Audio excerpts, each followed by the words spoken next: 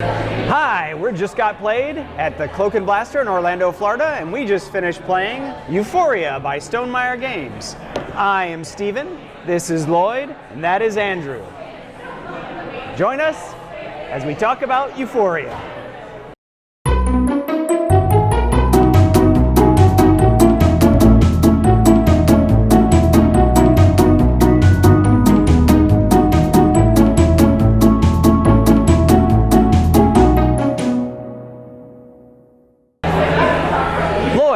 Why don't you tell us a little bit about Euphoria?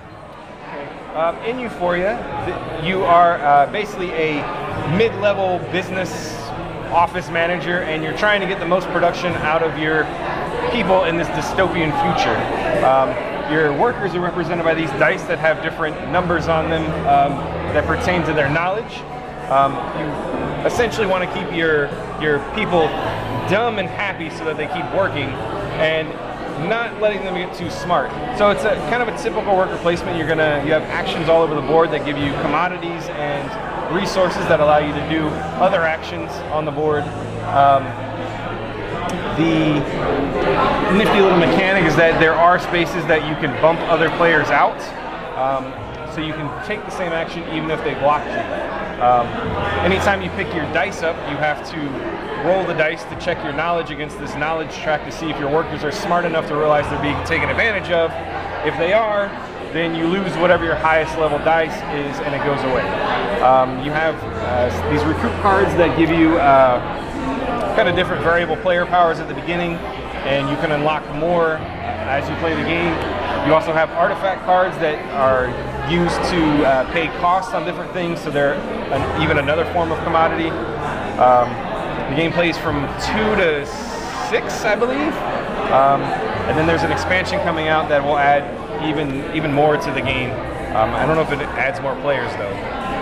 That's kind of the general overview of Euphoria. All right, so Andrew, if you were to say what you liked most about the game, what would that be? The component quality is beautiful. In this third edition, there's game trays, which are lovely. They also have all the custom dice, so there are different gear numbers based on the number of intelligence each worker has. So all kinds of other custom resource bits. So the component quality is very good. Exactly. This is exactly what you would expect from Stonemaier Games. Always top notch on component quality. Lloyd, what would you say is your favorite thing about the game? I think my favorite part of the game is the knowledge track, and keeping your workers dumb and happy so that you don't lose them. Because in this game, if you buy a worker by either shocking them into work or splashing them with cold water to wake them up, the more dice you have, the more workers you have, the more risk you have of them gaining too much knowledge and losing that worker. So it's a fine balance of keeping them happy and keeping them dumb so that you can have a lot of workers and get more actions per turn. So that's a nifty mechanic that I don't think I've seen in too many games. The buying and losing of workers based on how some arbitrary means like this, and it just kind of fits with that whole dystopian future, and you're middle management trying to take advantage of your people. Yeah, and it wasn't easy to do, trying to balance all of that. So that was an interesting and fun part of the game. So if I had to pick something that I like the most about the game, it would be the recruit cards that Lloyd mentioned.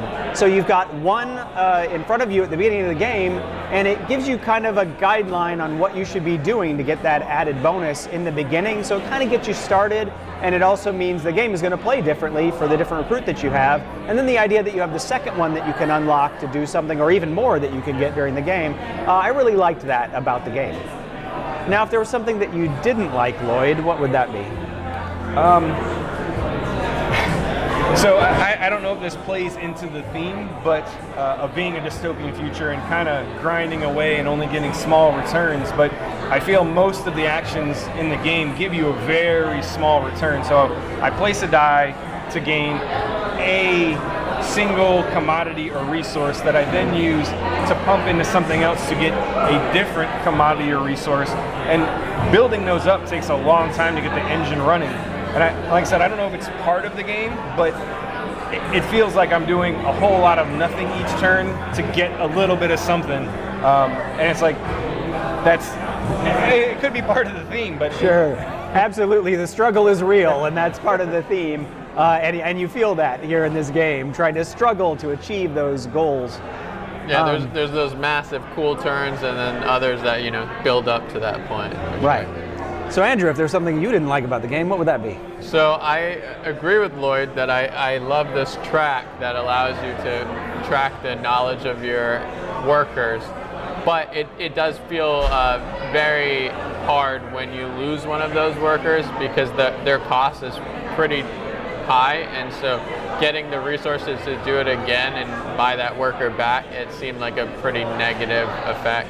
you have to go back to that dystopian grind of I got to grind away to get the 3 resources needed to get them. Yeah. So it does hurt when you lose one. I lost one, but that was my power. Was if I lost one, I got something for it. So I was trying to. Yeah, you were planning for that. Sure. Since it takes a turn to recall the workers, it does kind of put you back a little bit, not having the additional workers for sure. So the thing that I liked least about the game is typically when I'm playing a worker placement game, I want a little more player interaction. This one is friendly with the bumping mechanism, but I felt like there were always so many things that you could do that you never knew necessarily what your opponents were going to do to try to take advantage of getting your workers bumped. And if you had something planned out, there was always some way to get there no matter what the state of the board was. So to a certain extent, it was almost like a solo game. The buildings that were constructed in the markets here, that changed things up a little bit and added some competition, some competitive element there. But overall, me personally, I like a little more cutthroat worker placement game. And I think this one might, because it goes up to 6 players, the board would be a lot tighter with 6 people vying for it. And I don't think it would add much to the game time. So I think maybe having 5 or 6 people playing might alleviate some of that, in that you're very limited on space then, because we were easy to. We built pretty much all the buildings, and we all were on at least 1 or 2 of them. You were on all of them, I think. Yeah. But well, that's how you win. It would be a little bit harder to get that initial bonus because there's 6 buildings and 6 people could be going for 6 different buildings. So right. But it was very low interaction, friendly. All right. Well, I'm Steven. This is Lloyd and Andrew. We're Just Got Played, and this is Euphoria from Stonemaier Games. Very dystopian future. Yeah. It's kind of like my present though. This is what I feel like at work every day. This is how I feel every day. I don't know. I don't feel like anybody at the company actually tried.